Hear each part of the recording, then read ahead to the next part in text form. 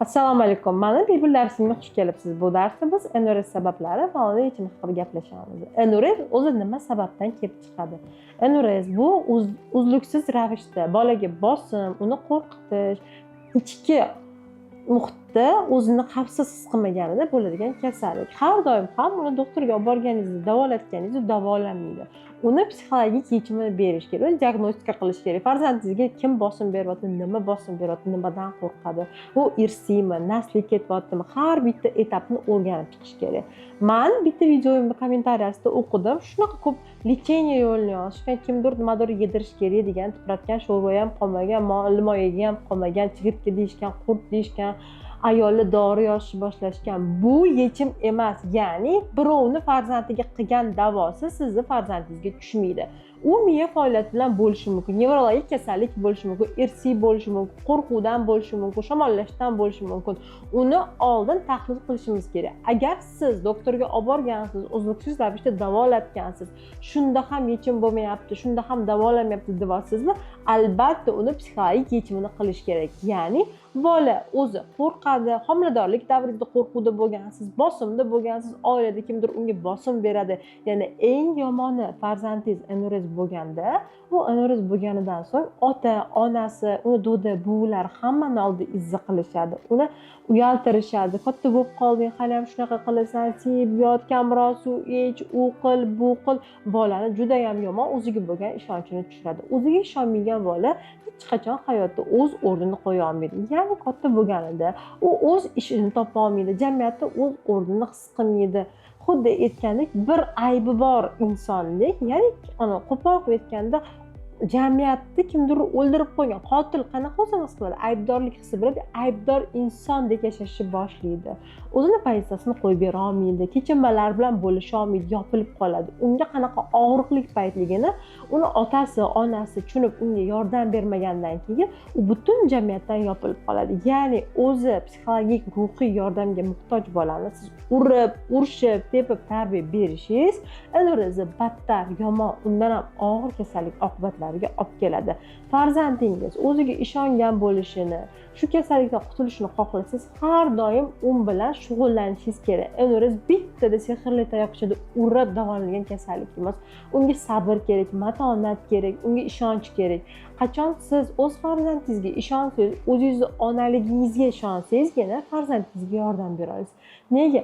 Chunki NRS bo'lgan bola ehtiyotlanib, papalab, avaylab, uni ruhiyatini qo'llab-quvvatlab olib chiqilgan kasallik. Uni o'zi asl ildizini topib tushish kerak. Ya'ni kim u bolachani uyda qo'rqityapti, bosim beryapti, bola nimaga bunaqa NRS bo'lyapti? Sababi u mehr xohlayaptimi yoki nimadandir qo'rqyaptimi, yo sizni qaysidir kechinmalaringizni yashayaptimi? Ya'ni siz o'zingiz uyda qo'rqasiz, qaynotingizdan, eringizdan, bolaligingizda onangizdan qo'rqasiz, farzandingiz ham xuddi shunaqa.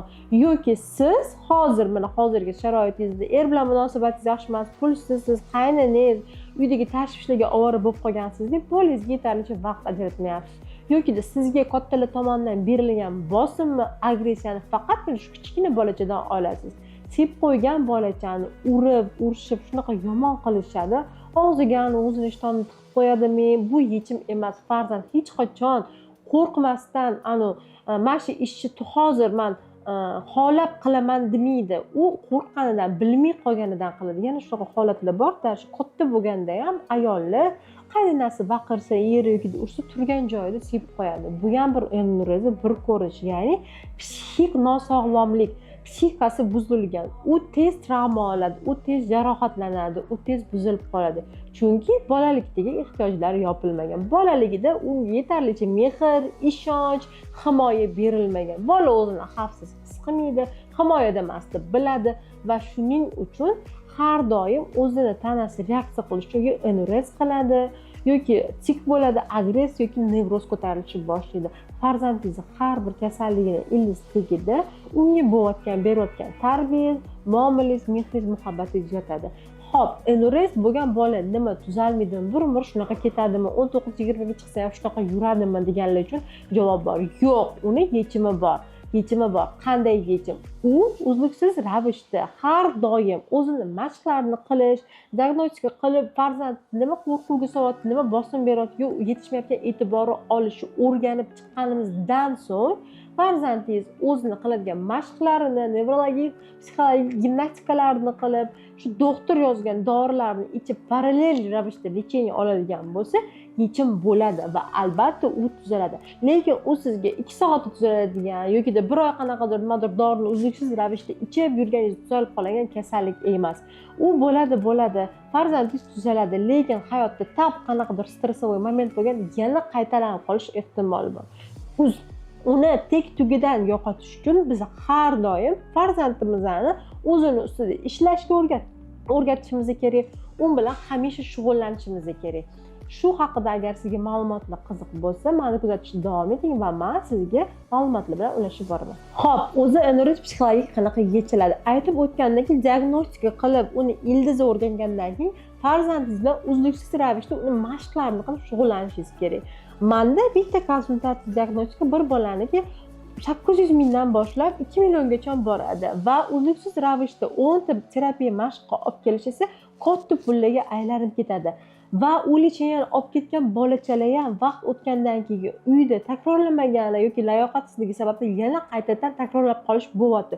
Shuning uchun men onlayn kurs qilganman. Ya'ni bu kursda nimalar bor? Siz farzandingiz bilan uy sharoitida anoreksiya kasali bo'lgan bolachalar bilan qanaqa ishlashni, ularni diagnostika qilish, ular bilan nimaga qarab, ildizni aniqlagandan keyin unga yechim berishni o'rganasiz. Ya'ni siz 1 oy davomida o'z farzandingizni o'rganasiz. Uni xatti-harakatlarini, anoreksiya qachon bo'lyapti, ko'payyaptimi, kamayyaptimi, qaysi holatda u ko'proq bosim ostida qolyapti, shularni aniqlab, unga yechim berishni o'rganasiz. Anoreksiya o'zi qilingan psixologik mashqlar, neyrogimnastika mashqlari bor.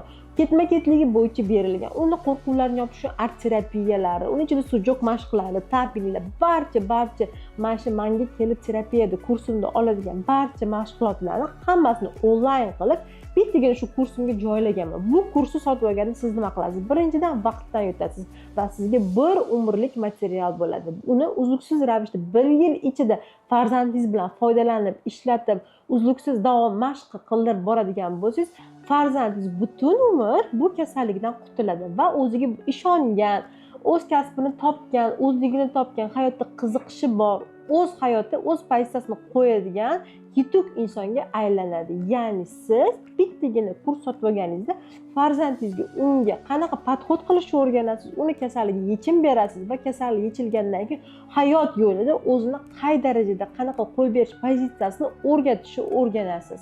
Anoreksiya davolanmasi nima bo'ladi?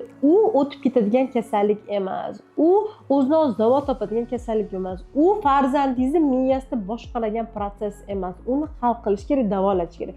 Agar davolatmasangiz nima bo'ladi? U irsiy kasallikka aylanish boshlaydi. Ya'ni farzandingizni farzandi ham xuddi shunday anoreksiya bo'lishi boshlaydi. Meni keyslarım juda ham ko'p. O'zim anoreksiya bo'lganman, xo'jayinim anoreksiya bo'lgan, o'shancha farzandimiz anoreksiya bo'lyapti, nima qilishni bilmayapman.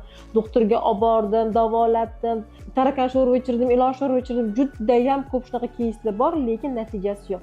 Toki siz miyada uni psixologik nuqtasini yechimini bermagunizcha farzandingiz davo topmaydi. Toki siz o'zingizni ruhiyat nuqtangizni o'zgartirmagunizcha, ichki holatingizni o'zgartirmagunizcha farzandingiz tuzalmaydi. Agar sizga kursim haqida ma'lumot qiziq bo'lsa, silka qoldiraman, ishlaydigan raqamingizni qoldiring va sizlar bilan menejerlar bog'lanadi.